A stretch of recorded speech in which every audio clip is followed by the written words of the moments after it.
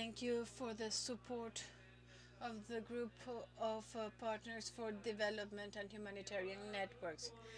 Now we have the group of science and academies of the region, Mr. Roberto Reina.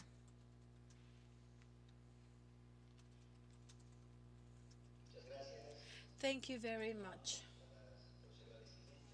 We would like also to thank Mr. Ricardo Mena, Ms. Margareta Wallström, the Secretary of Risks of Ecuador, for all of the support that we have received that has allowed us to participate here.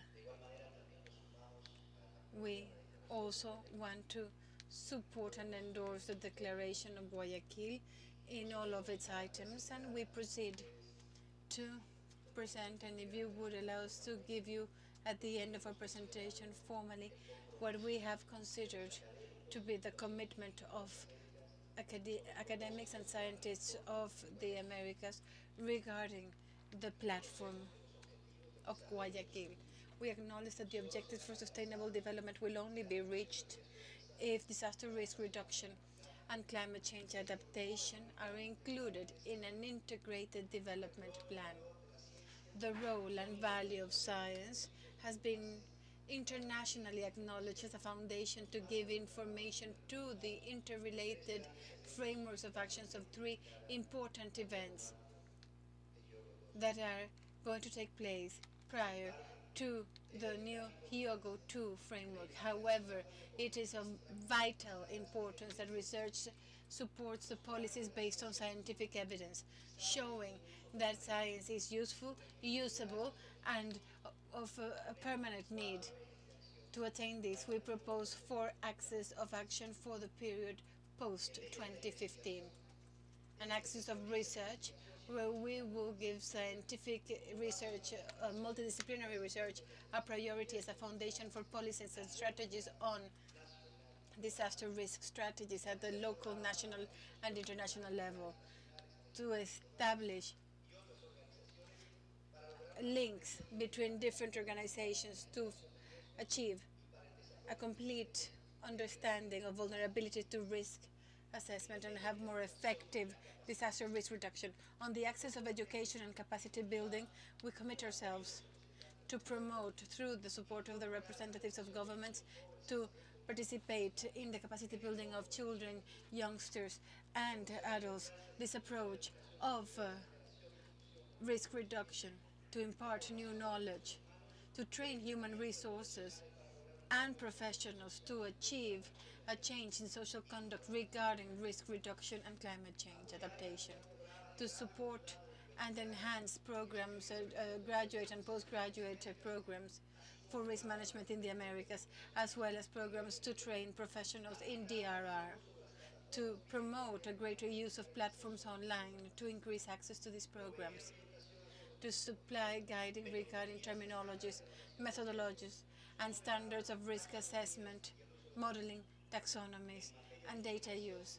Regarding integration in this axis, we propose to develop DRR projects that are integrated, interdisciplinary, interinstitutional, and coordinate the management of the results and data existing that has been generated by universities, technical organizations, research centers, private networks and initiatives, and by all the community that works on DRR to stimulate free access to this information, and in issues of communication and transparency of scientific knowledge, to make sure that the data and scientific information that contribute to disaster risk reduction are accessible and understandable for decision makers, and to promote the foundation of integration of knowledge, acknowledging the importance of local knowledge. In the Americas, there are hundreds of universities and scientific and technical government institutions that produce high-quality scientific data and which support practices of DRR and climate change adaptation. However, the community has identified certain gaps that should be included in the new work framework from post-2015, and we have to improve the contributions of the scientific community to decision makers, and society in general, and that is why we will be handing to you, so that it is included as an annex to the resolution, this document of commitment. And also we state that those gaps should be overcome with regular reports on the risk of current and future disasters, monitoring of progress of the agreements, international agreements to reduce losses, provide guidelines on terminology, methodologies, standard methodologies for risk assessment, convene the stakeholders to identify and give answers, scientific answers on risk reduction, promote the formation of new scientific networks and existing scientific networks to promote a community of learning, research and practice in DRR, improve communication and complex scientific tests, develop model scenarios and tools that will assess and show the social and economic benefits of DRR. I cannot conclude without recommending that attention is paid to two issues. First of all, the scientific and academic community of the region is committed to defending the initiatives and existing and future programs for integrated research and scientific assessment of disaster risks. And secondly, to promote the establishment of an international mechanism with the collaboration of governments, which will comply functions of advisorship and monitoring of the progress of the countries on the objectives put forth for DRR and climate change adaptation within the context of the Sustainable Development Agenda post-2015 and Hyogo 2. This mechanism will be inspired on the programs, initiatives and resources existing and will introduce new elements when appropriate. In resolution number 34, we would have liked to have something more than just an expression of desire regarding the creation of the mechanism will be expressed by the governments, and that's why we hope that, as this is a pending task and a commitment in process, that the governments undertake in the future the creation of all of the mechanisms required to have scientific and academic work supporting your work. Thank you very much.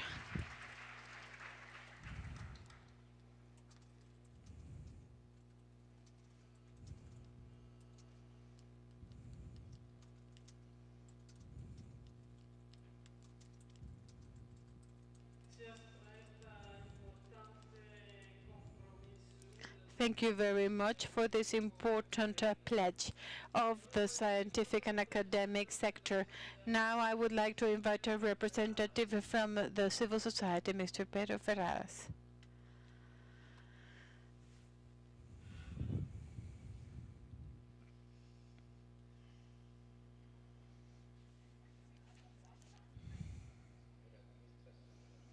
Madam Minister, Mrs. Margaret Ricardo. I'm going to begin referring to the the consultation process, and which has been very fundamental, not only related to what we are currently living and the consultations carried out within the different sectors and amongst the different mechanisms, but also the consultations that was begun in February of this year in Geneva with the civil society actors and players, in which in some way did reinforce the commitments of their commitment. At this level, I would like to highlight two important aspects that I believe are fundamental as a product of these byproducts of these consultations, in which somehow uh, have been part of the become part of the could and have influenced the statement of Guayaquil, the Declaration of Guayaquil. One is the one related to the voices. The consultations have not only been made in terms of formal actors or the governments and institutions, but also the civil society that somehow has consulted the population, the communities. By consulting with them, it is important to highlight and support and congratulate the initiative of the voices of the children organization, and also the frontline people and the mechanisms that have allowed the participation of women This has been the role of the civil society needs to be highlighted because it helps us to hear the voices of the people and the communities, and especially those that are more vulnerable. Secondly, I'd like to highlight another mechanism that I feel was very relevant, and it refers to a document that somehow we have already circulated and you have already been able to, I hope all of you have already accessed. And this is a consultation that we've made amongst institutions of the civil society of Latin America. And this is a consultation that uh, we realize right now involves 170 organizations, private institutions, and civil society in general. And they have expressed several viewpoints with respect to this platform, regional platform. Many of these points of view, and I would like to highlight and congratulate everyone because they have been incorporated in a very transparent way and in a dialogue uh, by the committee that drafted the Declaration of Guayaquil.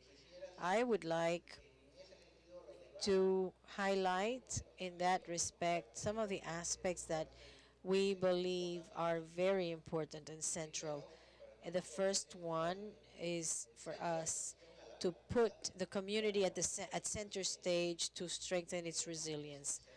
Secondly, to ensure that the assessment and knowledge of risks and uh, be have the causes that actually determine insecure conditions as poverty and environmental degradation, amongst others.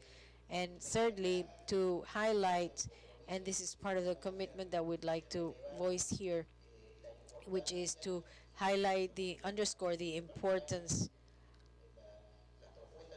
of the educational proposals in the community and universities and schools that highlight values and citizen responsibility, and to institute and strengthen mechanisms for participation of the networks of the civil society, companies, universities, organizations, and institutions to contribute on local, regional, and national levels in this effort of reducing risk.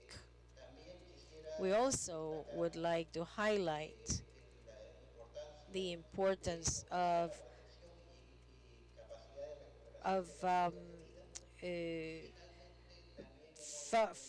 furthering the strengthening of the life means and working with communication media in the policies, and also helping forge agreements to facilitate uh, communication between the different organizations. I wanted to express that we are as a civil society also in a process of consultations, which means because we're going to express our commitments, but in fact I'd like to show some of the advances. One of those is related to voices. We want to continue being a mechanism that supports voices of the people, population, communities that are the most vulnerable, the children and women. We also expect, as part of our commitment, we intend to continue to play an important role strengthening the civil society participation in with respect to the support that we also have to offer our local governments, regional governments, and national governments in the risk management. And we also would like to commit to exercise their citizen rights to surveillance and to uh, audit as in a social way to audit all these policies for risk management. And as I had already said, our commitment is also to participate in the processes that have to do with education and also the mechanisms to protect the livelihood of the most vulnerable communities. And so thank you very much.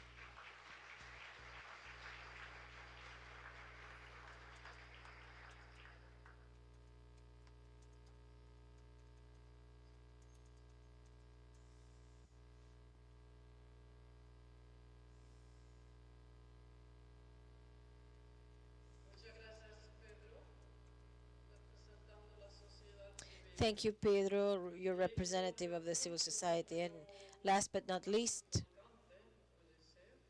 perhaps even the most important part, is the representative of the children and the youths and the adolescents, Ruth Custode.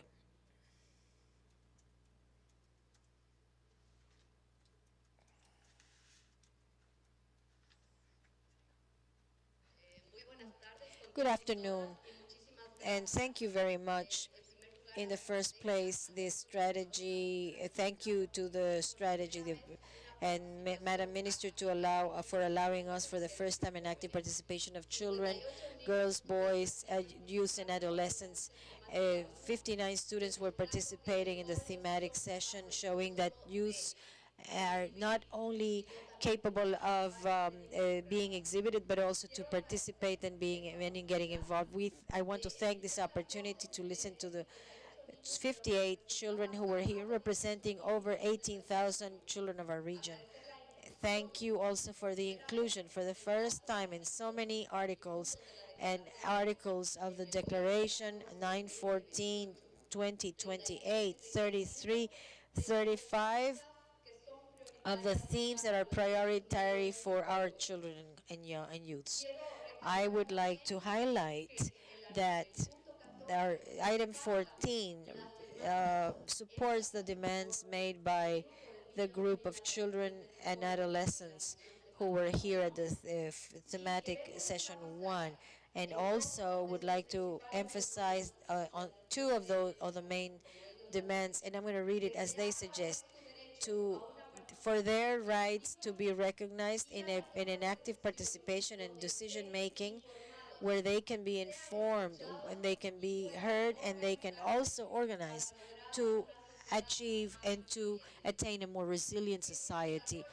For them, for plans to be developed for promoting health, security and safety and protection, addressed geared towards youths and including disabled young and children and boys and girls, to reduce their vulnerability of the vis-a-vis the social risks, human trafficking, gangs, this sexual abuse, mistreatment, etc.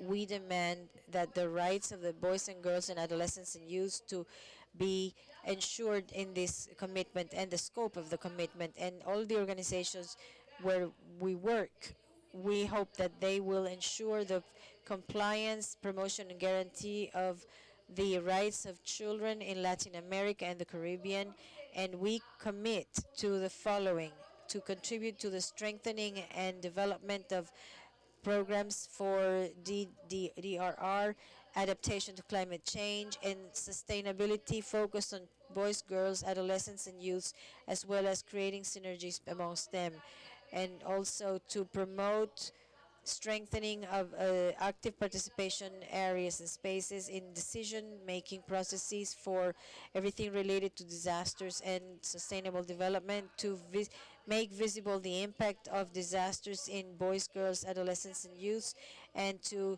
and insist before governments to develop policies to promote a culture of resilience and environmental care, and to promote monitoring, evaluation, and accountability processes that will enable the children to demonstrate that the children have participated and that they have benefited from the policies and practices for risk management, and to promote the global initiative the amongst the countries of the region to strengthen the regional spaces, national and regional spaces, for exchanging experiences and good practices on risk management that are focused on boys, girls, adolescents, and youth, and to strengthen implementation of plans and projects for promoting health, security, safety, and protection addressed to boys, girls, adolescents, and youths, including the ones with disabilities, in order to reduce vulnerabilities of the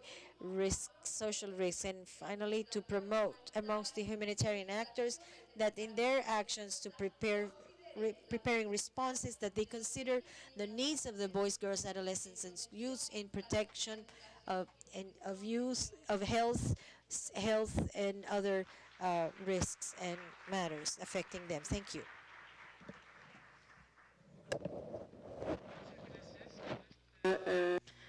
Thank you very much for this statement made by a representative of the young.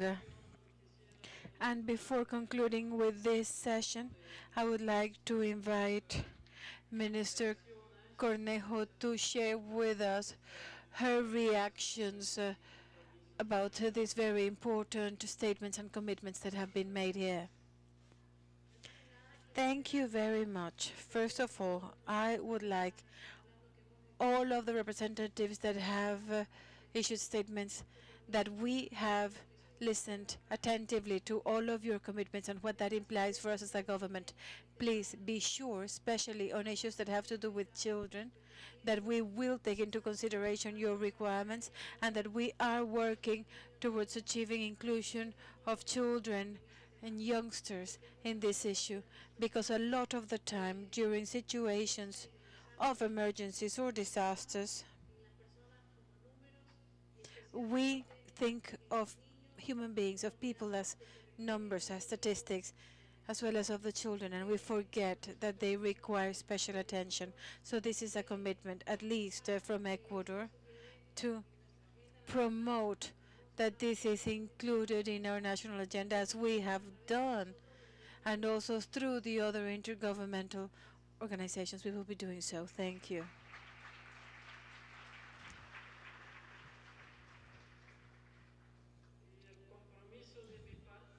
And my commitment, the commitment of our office, is to continue with this work of having the social and professional groups very much involved in such an important process.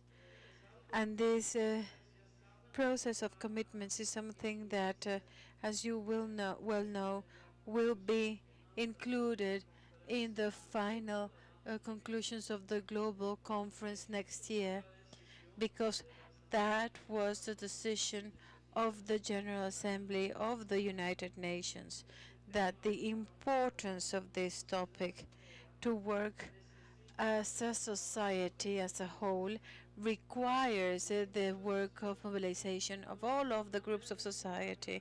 So I would also like to thank all of you for the work that you have carried out in this meeting of the 4th Regional Platform of the Americas, but also because of your daily efforts, and not only preparing your participation in this conference, but also for your participation in the global conference next year.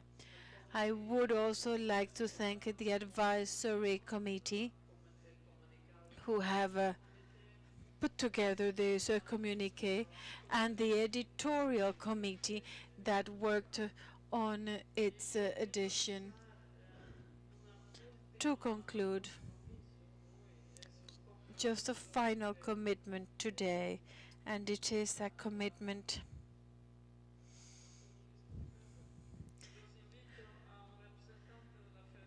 I would like to invite a representative of the Colombian Federation of Municipalities, a representative of the National Unit of Disaster Risk Management from Colombia,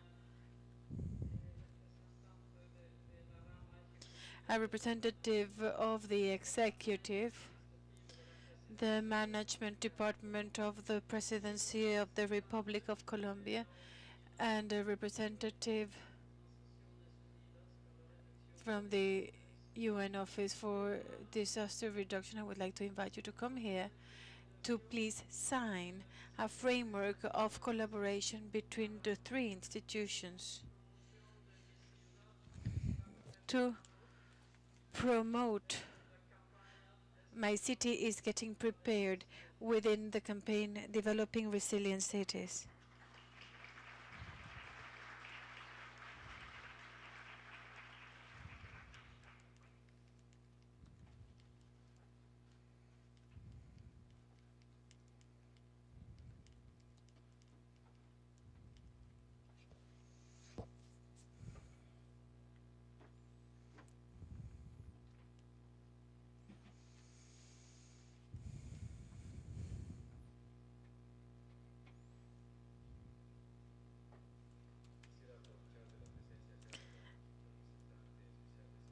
I would like to take advantage of the presence of the representative for the UN and head of our organization so that she can sign also as a witness of honor and endorse this agreement.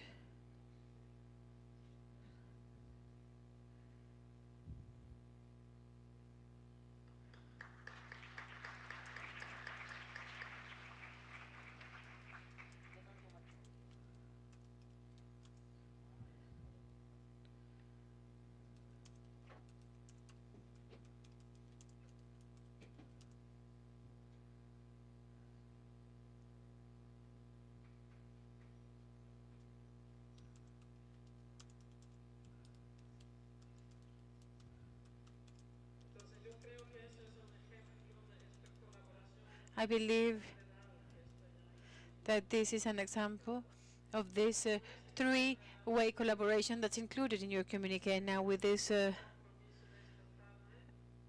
final commitment, we are going to close this part of our work. Your communique has been endorsed. We have received the declarations, and now we are going to continue with the country's statement. Bueno, vamos a continuar ahora con Haití, por favor. Very well, we will continue with Haiti. We have 5 minutes, please, for the country's statements. Our friend with the flags, if you could come over, thank you.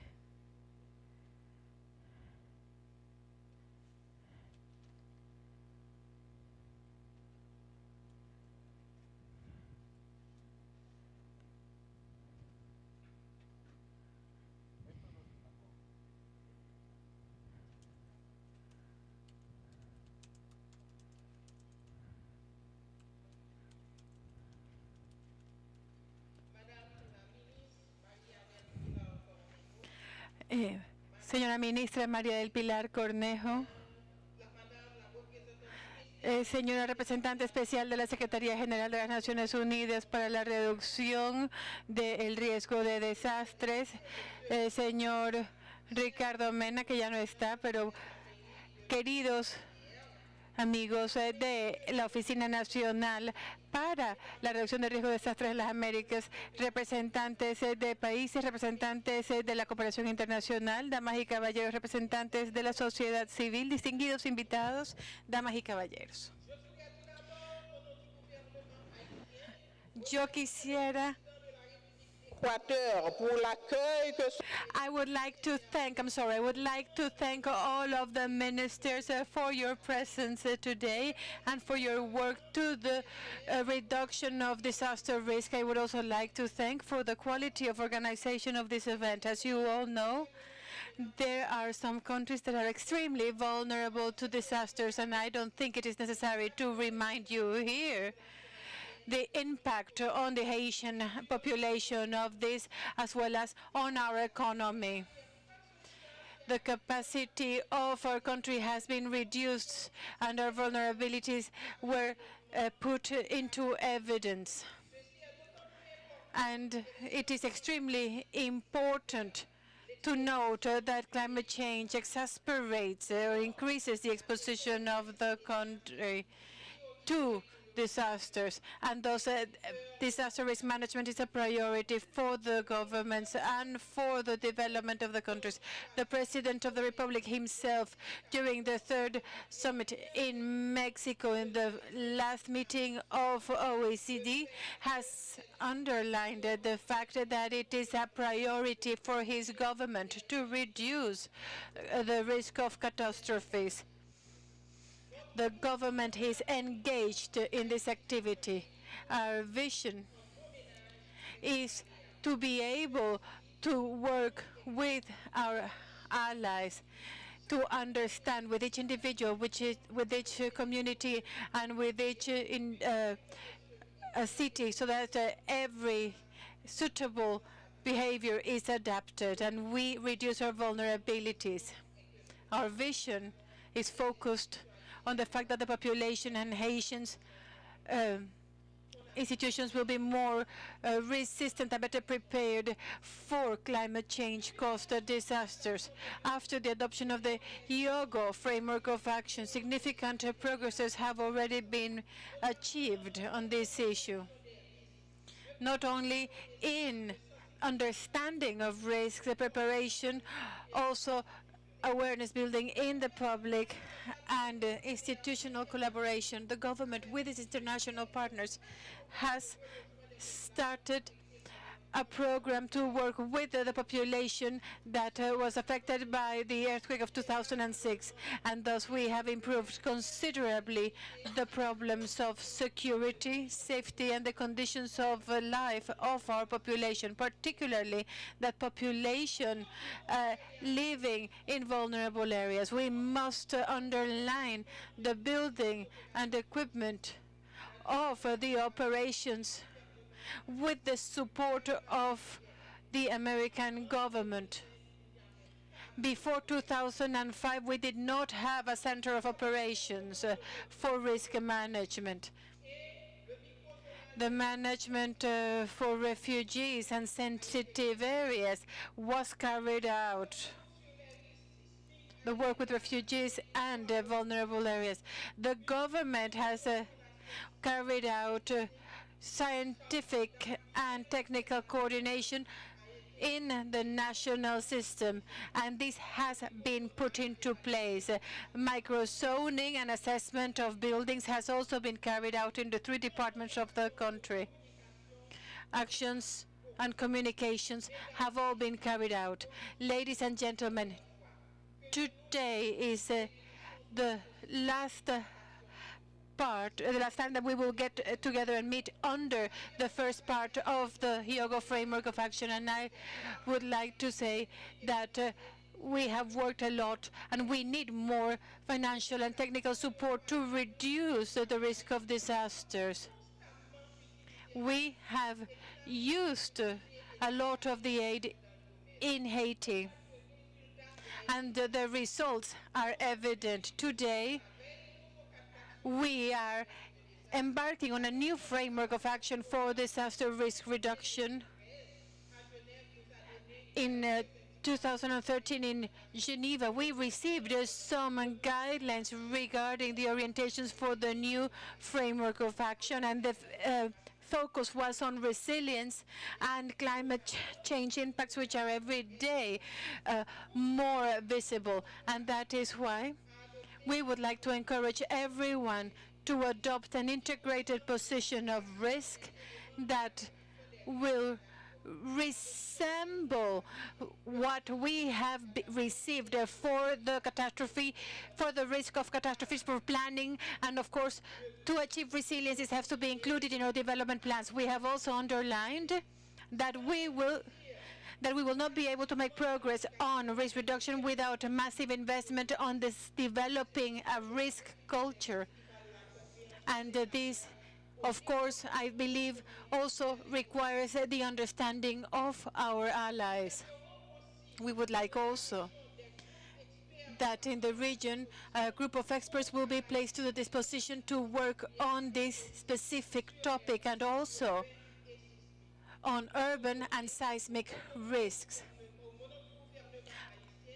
The Haitian government has its national system of risk management and risk and disaster management, and I can assure you that Haiti will continue to be a stakeholder and an actor in the promotion of activities to put into practice the future framework of action against for risk reduction, disaster risk reduction. Thank you very much.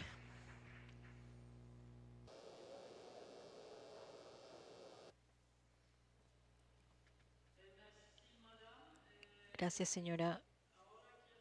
I'd like to invite the representative of Honduras.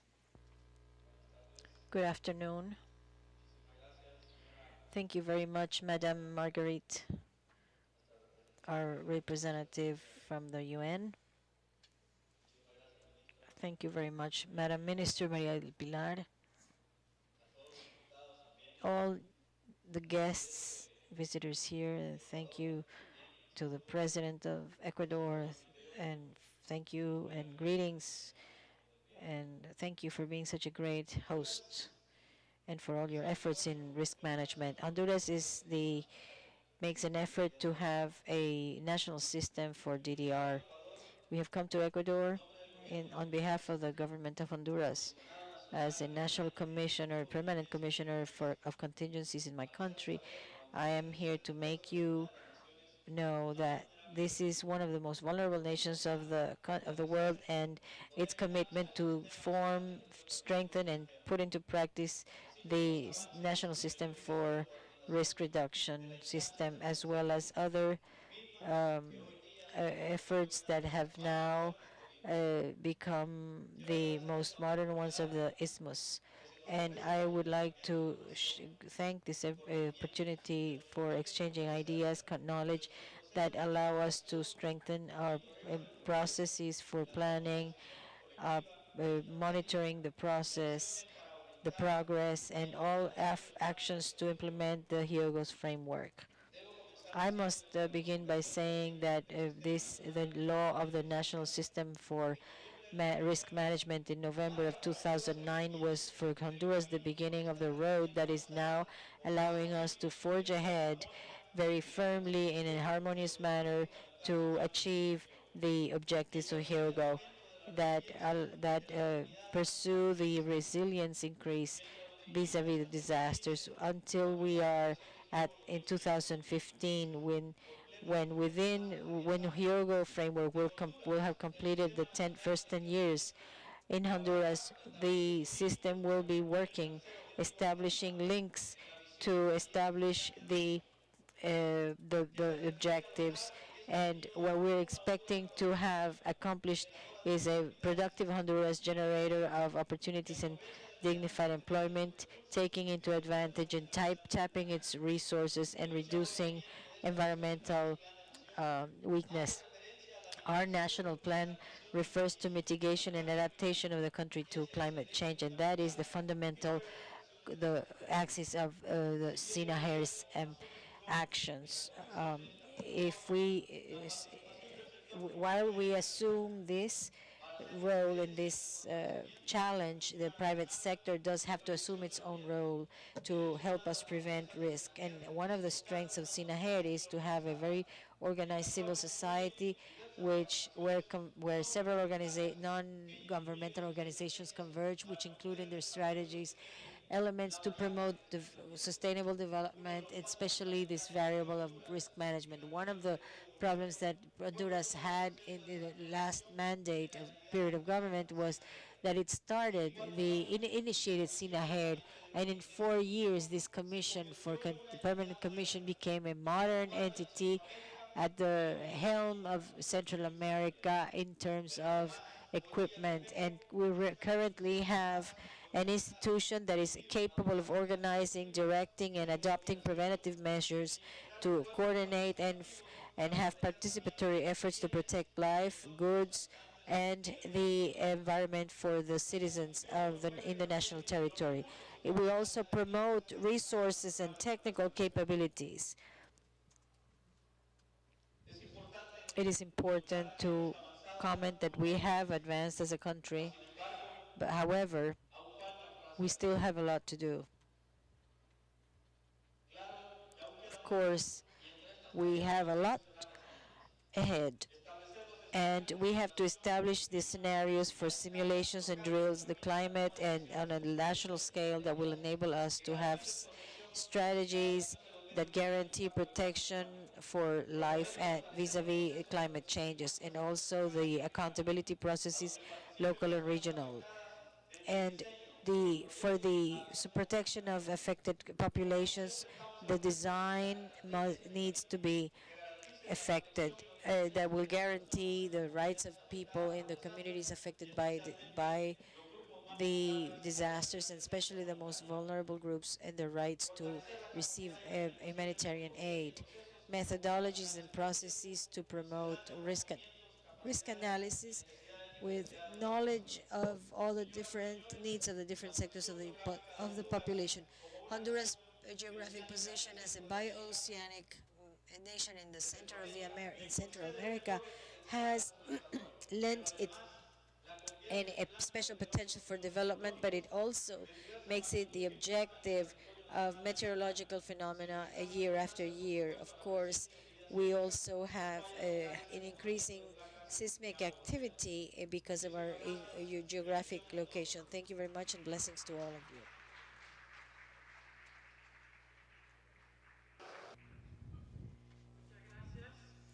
Thank you very much. The floor.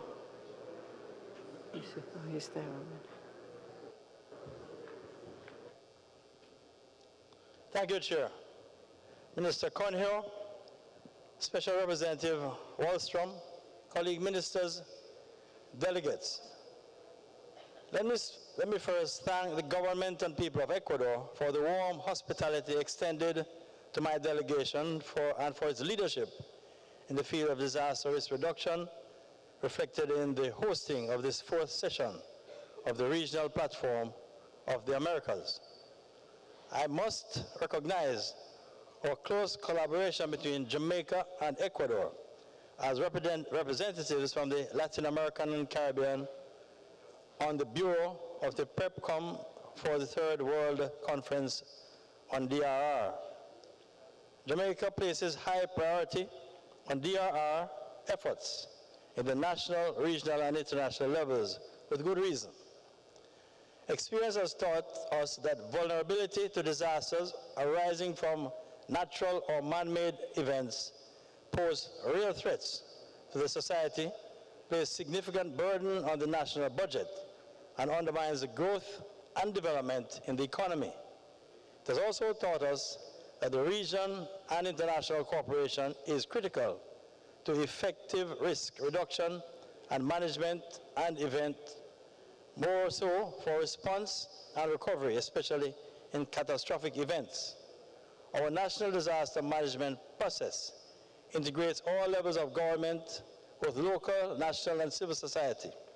At the national level, the Office of Disaster Prevention and Emergency Management has sought to apply best practices in the field of disaster management based on the effective involvement of the communities, towns, cities, and parishes, and multi-stakeholders' involvement in all aspects of disaster management efforts. We have decentralized some responsibilities where it's clear that local mechanisms are most inappropriate or ineffective. We have empowered community emergency response teams undertaking extensive local level training and capacity building, developed and implemented community micro mitigation projects, mapped hazard-prone areas, and developed community disaster management and mitigation plans. We are using disaster risk management information to build a culture of safety at all levels. It is in this regard we have sought to establish a sector strategy for DRM. Our public education campaign has been expanded to encompass outreach to business communities, schools, and the public at large. We have taken steps to address the needs and the special needs population and implemented systems to support the disabled community in Portmore, one of our most vulnerable areas, through appropriate notification procedures. Jamaica has developed an effective national emergency telecommunications plan with necessary redundant capabilities and address issues of connectivity to the national public safety system. We are seeking to expand this program to include effective use of emergency instant messaging via the mobile networks. We are developing a national search and rescue plan, revising our national shelter welfare plan and our oil spill plan and chemical response protocols, all aimed at ensuring better management of risk and driving resilience. I will shortly be taking forward to Parliament a building bill that will require safe and resilient building practices as a condition for approval of construction projects. These initiatives that I have described reflect Jamaica's commitment to the goals of the Yoga Framework for Action, which we took seriously from day one. Going forward, we feel that the post-2015 agenda for DRR will emerge from SENDI is very important. We see complementarity between continued work on the valuable goals of HFA and the next generation goals that we are going to work forward with. One of the most important objectives must be to integrate DRR as a fundamental component in all development policies. This is not radical thinking, it is common sense. When I consider my own country, Jamaica, for the past 10 years, we have seen annual average loss of 2% of GDP. It is clear that adopting a development approach that has assessed and seeks to build resilience against risk is fail-safe investment. A robust agenda for disaster risk reduction must complement determined action on climate change, not provide an excuse for delay and procrastination on the crucial challenge of reducing harmful emissions and taking decisive actions on adaptation and mitigation. The burden that rests on major polluters cannot be lifted by the disaster risk reduction and resilience agenda. The goals of the Kyoto Protocol must be met. Moreover, the future implications of continued climate change effect must be taken into account. This link between climate change and DRR is not an academic issue for Jamaica or other SIDS. We recognize that certain climate change effects are unavoidable, and for this reason, effective risk management programs are critical to complement the determined risk reduction measures. For Jamaica, we see collective approaches, commitments, and actions as necessary, not a luxury. This is why we collaborate with our sub-regional level, with this SEDIMA, and attach such importance to the regional platform from Panama to Guayaquil. No country is disaster-proof. We are vulnerable, but we can act decisively and collectively to reduce our vulnerabilities through prudent management of the local, national, regional, and international levels. Jamaica remains committed to playing its part at all levels. Thank you very much.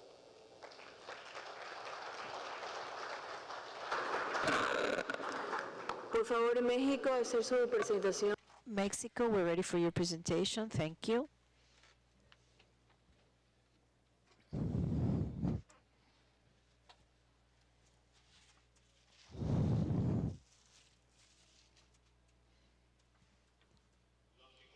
Those of us who are part of the Mexican delegation here value the effort of all of those who have made this event possible, where we find several convergences, such as, and one of the most important responsibilities by governments and international organizations, which is to safeguard people's lives.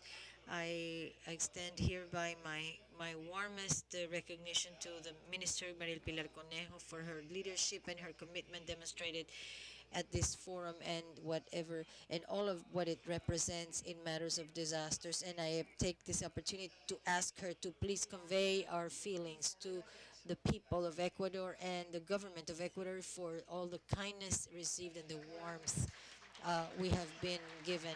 And to Margareta and Ricardo, our great thanks of all usual thanks and the commitment to continue to work with you in all of these tasks. I salute respectfully to all representatives of the different countries and organizations and members of the civil society. For several decades now, our planet has been suffering important alterations in its environment, and we know that it can create very atypical, difficult conditions and even unknown up until now. Therefore, that's the reason why in 2005 we approved, as along with other countries, the Hyogo framework with very important objectives for prevention. In Mexico, we started the Secure Safe Hospital program, where we have concluded a data gathering, which and we've progressed to up to 90% of our total universe, and we're now working on another similar program called Safe Schools, which focuses on conditions of infrastructure and safety for each one of the schools in our country. We are aware that we can suffer consequences of a phenomenon that is very disturbing, or that is generated by nature or by human activity. Therefore, it is very important for us to have a vision that goes beyond any border, and that as a region we commit to, even to the point of being square-headed, to continue with our efforts that will enable us to form a regional common front with practical activities that can raise up to the challenge that we may be faced with. And the sum of all this will enable us to devise public policy that are modern and innovating, that will allow us to increase our efficiency and effectiveness in crisis moments. And I think we should go back to our countries convinced of the importance of doubling efforts in everything concerning prevention, and that we are obligated to involve the state governments, departments, municipalities, or local governments, as well as the private sector and society at large, in constructing true social responsibility and co-responsibility as defined here. We need to involve civil society for it to understand that it is essential part in the prevention chain, and that it should assume an attitude of commitment, linkage, and responsibility towards its person, its family, and its social environment. And that's how we will increase the level of resilience of our communities before any eventuality. We must also motivate participation of the private sector and the business sector, because they have a great a way of helping, we need to increase humanitarian aid, to know who will help us, who we can count on before an emergency will make us more effective at the time of disaster. And if we coordinate with the business sector, this will be even better. Mexico is committing to have an international survey. We will contribute this to the process of negotiation for the new world framework for prevention and solution of disasters. And this will allow us to also consolidate the investment in risk reduction. And within these coordination activities, last summit between Mexico and the community of the Caribbean, the Mexican president announced that it was important to transfer the knowledge, technology, and coordinate better amongst governments. And he also explained the commitment of our country to help with $14 million for the Caribbean disasters and for Central America. And Sendai is almost here in 2015, so we have the opportunity to establish the road that we want to traverse in the future, with clear strategies and precise action plans that will strengthen risk mitigation. And so we agree with the declaration here mentioned. Thank you very much, and congratulations.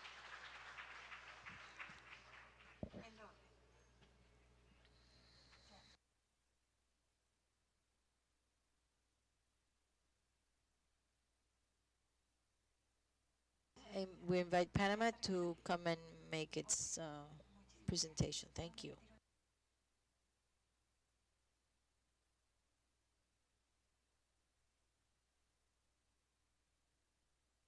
Thank you. Good afternoon,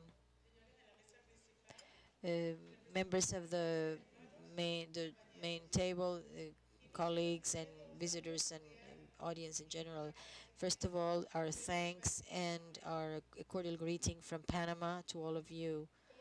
As it was already identified in the reports on progress of the within the Hyogo framework between 2007 and 2011. At that time, our country did not have a defined policy or plans that would orient the actions to reduce risk in our institutions. And it was there then that we had a consultation, intersectorial consultation, and to generate an agenda for an integral and joint risk management, which created a new policy and the National Plan of Risk Management of 2011-2015, and we created the national platform for risk management with an internal regulations and a board of directors. This this effort arose from the commitment of the Republic of Panama to have a framework to orient and guide the political decisions from an integral perspective to reduce disaster risks as a part of the development. And for example, National Authority of the Environment refreshes the policies of the hydric resources with the and harmonizes it with the disaster management departments and the climate change um, departments and their respective policies. Also a program for strengthening and expanding the national network of meteorological stations to improve knowledge of these kinds of threats, and the ordering territorial ordering and the Institute of Geosciences were also conducting efforts and surveys about the risks, seismic risks, especially in the province of Chiriquí, using special tools to forecast risks of earthquakes. And we're currently conducting other studies in the capital city, and we have now a national policy and with contemplating disaster risk management and climate change, and we also have other themes such as risks and disasters in other instruments of the government. The functions of the Directorate of Risk Management and Financial Management was also modernized, and we've created some emergency offices, and the World Bank has granted a special credit for emergencies, and we have also another line of credit, and and the risk variable has also been included to the national public intervention plans. And in the educational area, we have also included risk management and knowledge, and we've also have drills and simultaneous drills and exercises, simulations with the support of the local governments, and we have been able to have over 2,000 students simultaneously involved in these exercises. Also in the area of health, several health centers are being implemented in different areas of the country, and we are also involved in the Safe Hospitals program. Also, on the children's and youth fronts, they have developed an internal strategies to manage risk at that level, and they are also including all topics related to boys, girls, youth, and adolescents. And the Panamanian Institute for Special Environment has also a good practices manual, and the National Secretariat for Disabilities has also a special protocol for the disabled population for faced with emergencies and natural disasters. This has been recognized by the international community as one of the three best experiences in America in terms of risk reduction, organized at the conference organized in 2012 in Chile. We promote, we process, and we support these themes. During the pro tempore presidency of Panama at the 35th meeting of the ENSICA countries convention, we submitted our advances, a report, and we also have approved the Central America. We're part of the Central American Risk Center, and we have facilitated several other accords, and we have logistics facilities that are at the disposal of all the Americas. We expect that the new Hyogo framework will have a more direct language and to be a mandatory accord rather than a guideline or an orientation.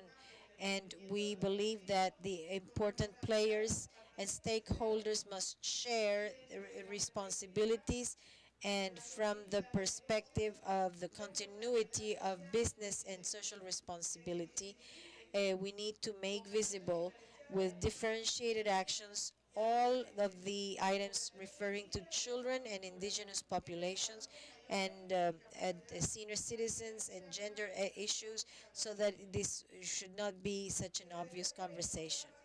And also to highlight the importance of ecosystems as a way of reducing disasters, and to give more importance to the monitoring mechanisms, and to strengthen the organizations and departments that manage risks in all countries, and UNISDR as well, to continue to promote compliance of objectives that will come with the new Hyogo framework, and to further the agenda as a state policy, and respecting and the international processes, all working as jointly as a resilient Panama, heart of the world.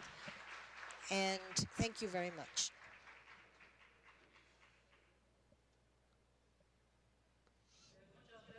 Thank you very much.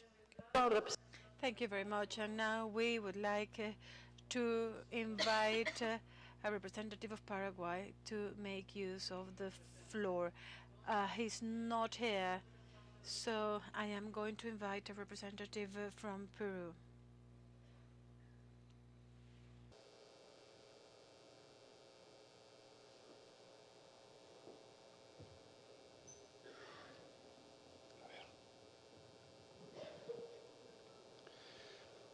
Señora Ministra Cornejo.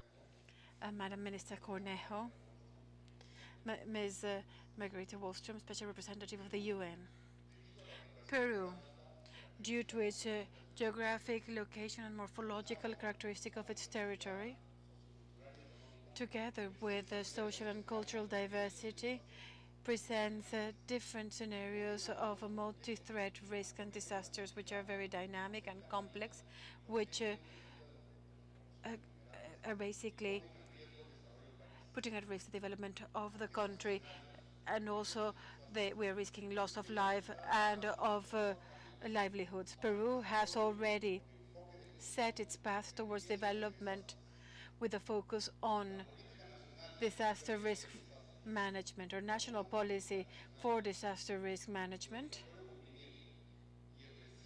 is mandatory, and the recently approved National Plan of Disaster Risks represents an important legal and regulatory framework to include disaster risk management within the development process of the country.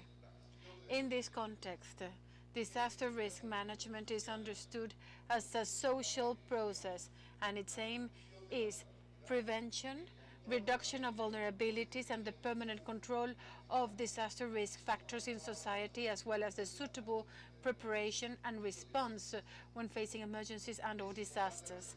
It is important to point out that we have been developing at the national, regional, and local level technical regulatory instruments and tools to comply with the national risk management policy, building institutionality through capacities and competences needed for a suitable implementation of the National Disaster Risk Management Plan.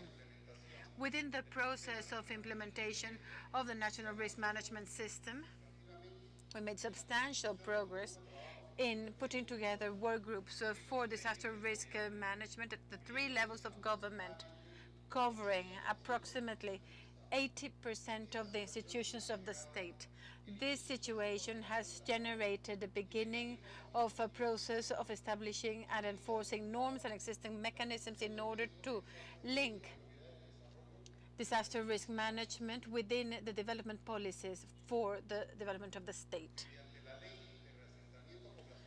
Through the law of population resettlement for areas of very high risk that cannot be mitigated, Peru has already established technical, administrative, operational steps, as well as the key activities that will guide the responsible institutions in order to implement resettlement of populations and/or families located in high-risk areas.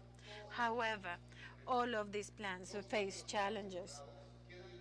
In spite of all the progress, there are still many challenges that remain and that need to be tackled. Amongst them, we must make progress on the approval and implementation of a policy to develop capacities in public administration that will help the institutionality of the different levels of the national and subnational and local governments with the capacities and competences and skills that will allow them to carry out the due execution of the contents and processes for risk management.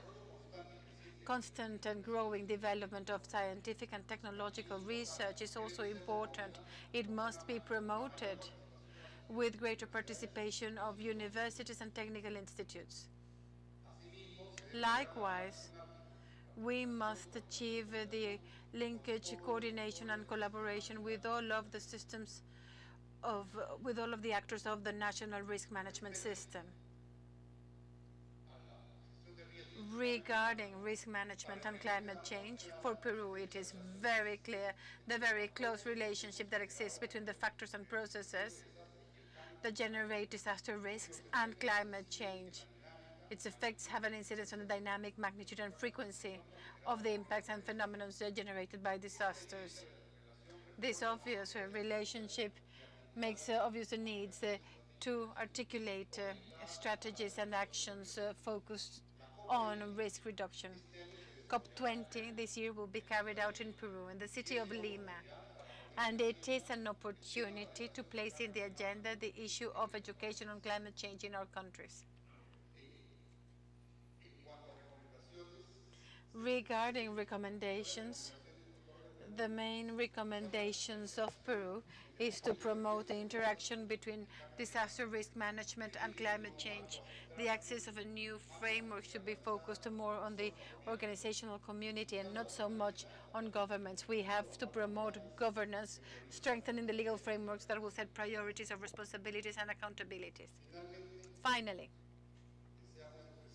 we wish to express our gratitude to the people and government of the Republic of Ecuador, especially the Secretariat for Risk Management and the Ministry of Foreign Affairs of Ecuador for their generous hospitality. And we would like to congratulate the organization of this fourth meeting of the regional platform. Thank you very much.